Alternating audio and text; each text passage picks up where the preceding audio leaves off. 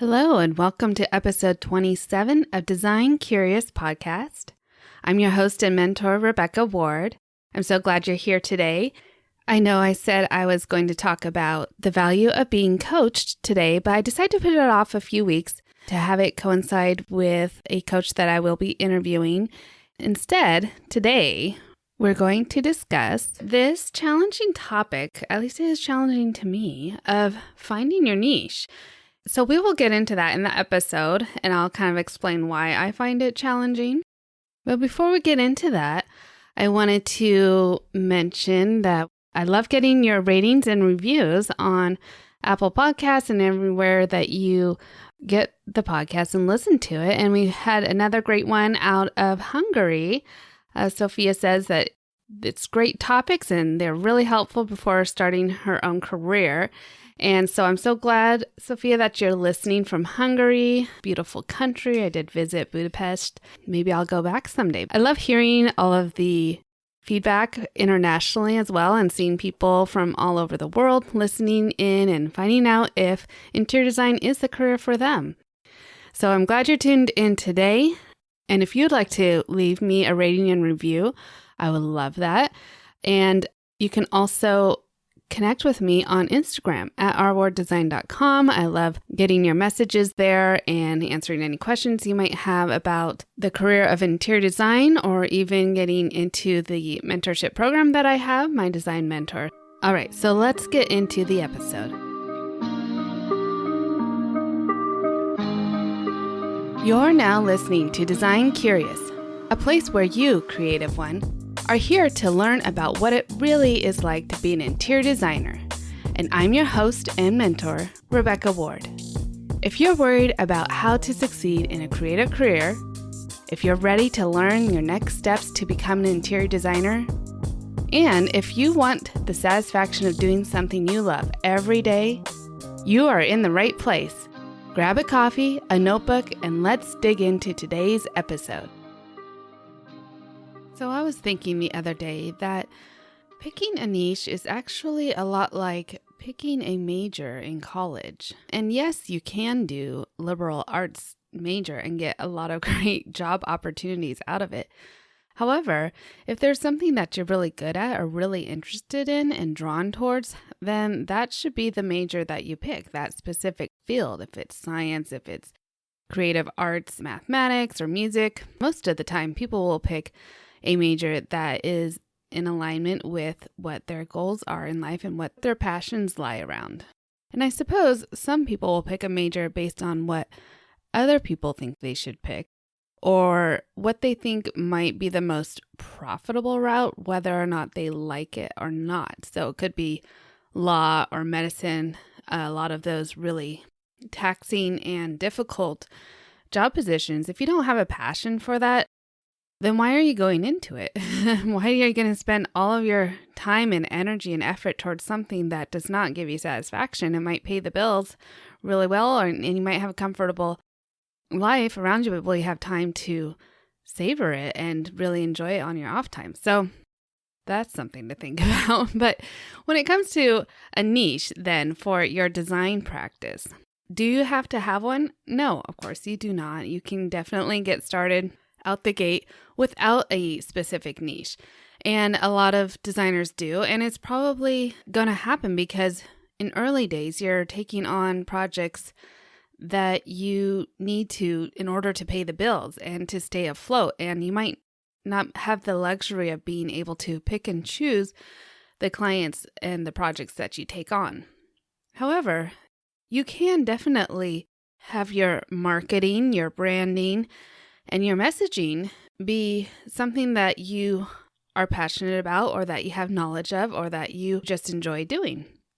And there are some designers on the other end of the spectrum who know exactly what they want to do, what they want to niche in, and come out of the gate with that specific niche. And that is definitely an option as well. Some people go to college knowing exactly what major they want, and instead of changing majors halfway through 4 or 5 times, they stick with the one from start to finish. And that's actually what I did in college. I knew I wanted to be a designer since I was young. Although I did take on a side degree of French, so I'm not sure what that says about me, except that I am multi-passionate. And I know that I was also considering a minor in astronomy because I took a few classes and you only needed 12 credits in order to get a minor in astronomy. And I had taken 6 of those. And so then I had to decide, well, do I want to take 2 more classes in order to get the minor just to say I got a minor? I mean, I really did like astronomy, but it was definitely not going to be useful to me in my future career. But I digress. So going back to niches, this is a topic that I personally have challenges with. I would say a generalist. I do love all different kinds of design. I don't like saying no to particular types of projects. And I do love the variety that comes with not having a specific niche claimed on my website, I would say. Although over the years, I have come to realize that I do, in a sense, have a niche. And over time and with working with coaches, I have found that the niche that I do present myself with is that basically comes from my life experiences. So I gear my services towards busy families to which I can relate. They can relate to me, and clean, fresh, and contemporary design styles. So that is something that I enjoy working within. And I think for a long time, I thought that if I stated boldly and directly what my niche was, I would then alienate people from my services, which is kind of the point of a niche. But I thought it would just be so limiting and produce like a scarcity around my business that no one with a thought of having a slightly different design style or someone who maybe didn't have kids would ever reach out to me for my services, which is not the case, of course. People will see your work on your website and like it, whether they feel like they align 100% with your niche or not. They'll still reach out for your services because they might like you as a person. They might like your aesthetic and everything like that. So what are some areas that designers might niche themselves into? Well, you could do kitchen and bath design, a very common and specific niche where you focus only on remodeling or building new kitchens and bathrooms for people. And in that case, you likely are not going to do a whole house remodel, whole house furnishings, decorating, and things like that. However, if that's something you enjoy on occasion and your client asks for it, then you can offer it to them. Another area of niching is with your specific design style.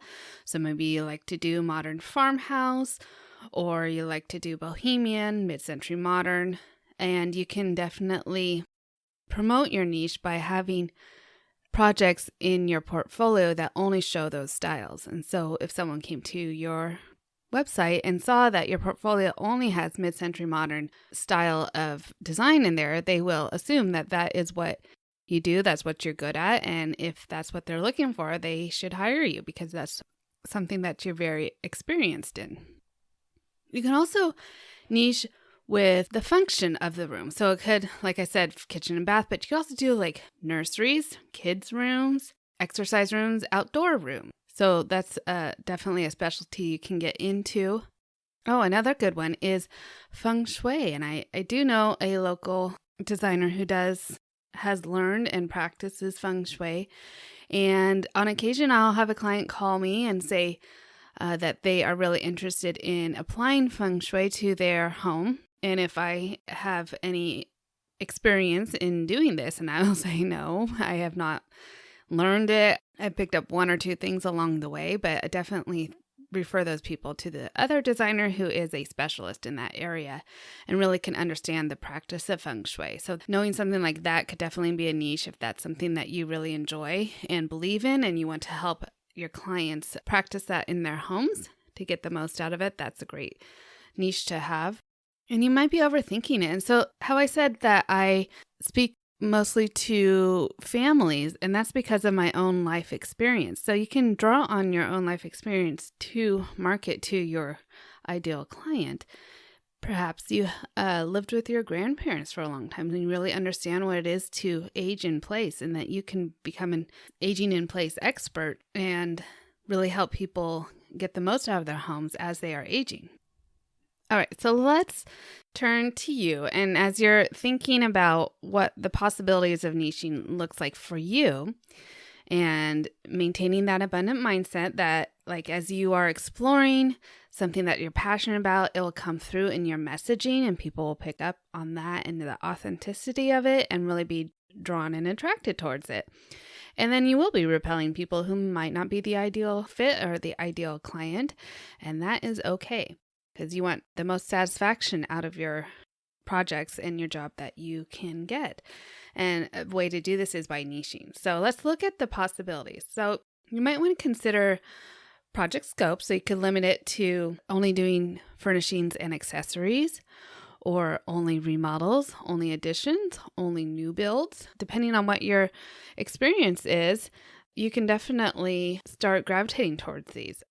I myself really focus on remodels because I've had very few new builds, and I have worked with an architect on doing additions.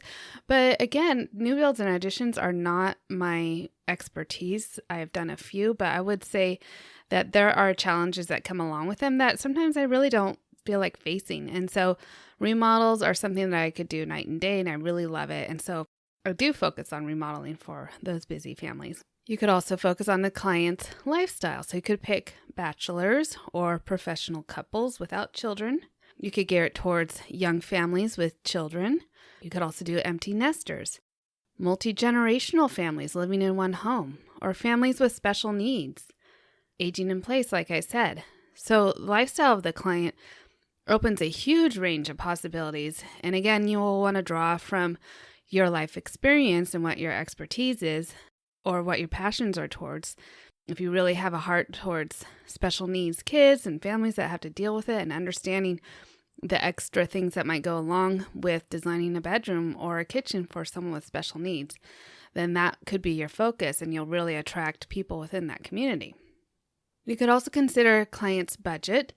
So if you really love designing on a dime and you're great at finding the bargains, repurposing things, and helping your client stay within a very fixed budget, which is great for first-time home buyers and young families, then that can definitely be something that's not something that I'm great at. I have referred potential clients to other designers who I know are great at designing on a dime. And that's not something that I really excel at. And then you could work with a client's budget being moderate or super high-end luxury if that's your experience as well. The types of residence you could also focus on. So whether it's apartment living, high-rise condos in the city, first-time home buyers, historic homes. And there's definitely a need for designers and architects who understand the difficulties of restoring an historic home and also the parameters that are placed around them when you're dealing with an official historic site. You could also focus on vacation homes, country homes, beachside homes, depending on the location, a mountain home. And then you can, what people most naturally think of when they talk about niching is do the design style. So like I said, farmhouse, you could do Zen, boho chic, mid-mod, maximalist, or minimalist. And oftentimes you'll develop your own design style niche over time as people see your portfolio and then they're drawn to that, and then you do more of those types of projects. And that's kind of how I developed a lot of my portfolio as well. So next, what you will want to do once you have landed on a niche or a niche direction is explore a little more with visualizing the type of client that fits within that niche. So you want to have a really good idea, a really good avatar of your ideal client. And what is really recommended is to write down a whole description of that person. What was their upbringing? Where did they work? What kind of lifestyle do they live? What do they like? What are their hobbies? What are their pain points that your design will solve for them? So you have a really good picture in mind of who you're marketing towards. And then you start working on your messaging. And you do this one way is like to write a list of words that describe your ideal client's project in feeling and aesthetic. So you might use words like warm or fresh or cozy, clean, vibrant, casual, elegant, sophisticated. So these descriptive words can be a driving force of your marketing for your niche. And you'll want all of your social media platforms to be consistent with these words and images that you're using to create your portfolio and to start to attract your ideal client within that niche. And then the last thing to remember is that you're not married to your niche forever if it is not working out for you. So you might want to try it out for a year or two and see if you're liking the direction that you chose, if you're attracting people that you like to work with.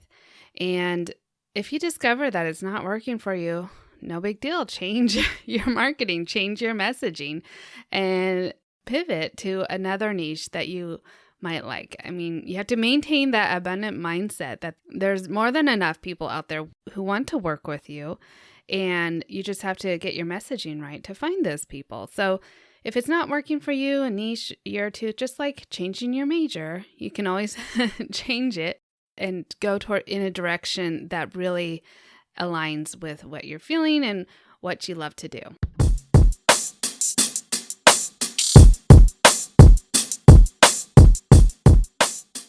So there you have it. Kind of an introduction to niches and niching in an interior design business. I would say I still have to do some self-coaching and get coaching around the idea of niching because I find that I'm just resistant to it sometimes, or at least just embracing the label of having a niche. So if that's something that you are also struggling with, I am happy to help you walk through that process based on my experiences and my learning. And sometimes it's easier to tell someone else what to do than it is yourself. So if you would like help with it, you can always come into my design mentor and I can work with you on this, finding your niche and other areas of launching your design career. And you can find the information for that in the show notes. You can also visit my website, ourworddesign.com.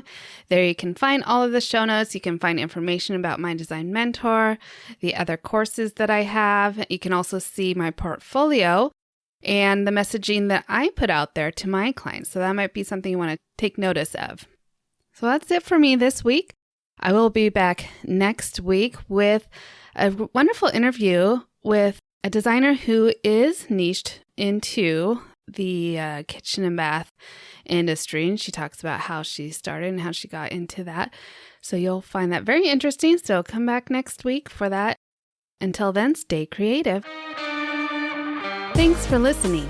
If you love this episode, please leave a rating and a review. This helps me reach other curious creatives like you.